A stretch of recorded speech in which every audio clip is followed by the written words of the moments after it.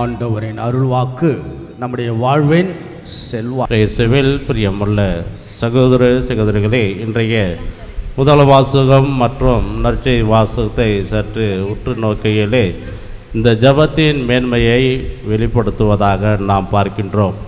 இன்றைய முதல் வாசகத்திலே ஓசாயா நூலிலே பார்க்கையிலே ஆண்டவரிடம் நாம் திரும்புவோம், ஆண்டவரிடம் நாம் திரும்புவோம். ஆண்டவர் நம்மை குற்றுயிராக அடித்து நொறுக்கி இருந்தாலும், நம்மை புறம்பே தள்ளி இருந்தாலும் நம் ஆண்டவரிடம் திரும்பி வர வேண்டும் என்று ஆண்டவர் ஓசாயா மிகவும் அழகாக சொல்லுகின்றார். ஏனெனில் அவர்தான் நம்முடைய காலத்துக்கு மருந்து போடுபவரும் அவரே, கட்டு போடுபவரும் அவரே, குணம் கொடுப்பவரும் அவரே, சுகம் கொடுப்பவரும் அவரே. ஆகவே நாம் நம்முடைய பாவ வாழ்க்கையிலிருந்து, தீய நாட்டங்களிலிருந்து நம் ஆண்டவரை நோக்கி திரும்பி வர வேண்டும் என்று ஓசாயா மிகவும் அழகாக சொல்வதை நாம் பார்க்கின்றோம்.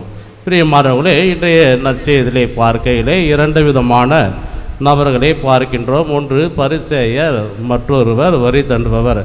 இந்த பரிசேயர் தன்னை பற்றி முழுக்க தன்னை பற்றி பெருமையாக பேசுவதை பார்க்கின்றோம். இவர்களுடைய உள்ளத்திலே கடவுளை வெளியிலே வைத்து, அதாவது ஈகோ எஜிங் காட் அவுட் என்கின்ற அந்த ஈகோ தன்மையோடு ஜெபிப்பதை நாம் பார்க்கின்றோம். எப்படியாக ஜெபிக்கின்றான் என்று பார்க்கையிலே, நான் நோன்பிருக்கின்றேன், நான் அனைத்து காணிக்கைகளையும் செலுத்துகின்றேன் என்று தன்னை பற்றியே பெருமையாக பேசுவதை நாம் பார்க்கின்றோம். பிரியமானவர்களே, தன்னுடைய ஜபமானது ஆண்டவரை மையப்படுத்தியதாக இருக்க வேண்டும் என்பதை மறந்த பரிசேயர் மற்றவர்களை தரைக்குறைவாக பேசுவதை நாம் பார்க்கின்றோம். அப்படிப்பட்ட ஜபமாக இருக்கக்கூடாது.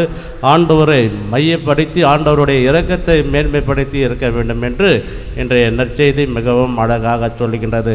நம்முடைய வாழ்க்கையிலே நாம் யாரை மையப்படுத்தி நாம் ஜெபித்து கொண்டிருக்கின்றோம்?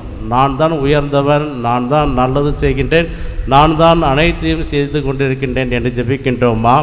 அல்லது ஆண்டவர் இயேசு கிறிஸ்து நமக்கு கொடுக்கின்ற அந்த கொடைகளுக்காக நன்றி செலுத்துகின்றோமா என்று சிந்திக்க இன்றைய நற்செய்தி நமக்கு அழைப்பினை விடுக்கின்றது. மீண்டுமாக இன்றைய பதில் உரை பாடலை மிகவும் அழகாக பார்க்கின்றோம்.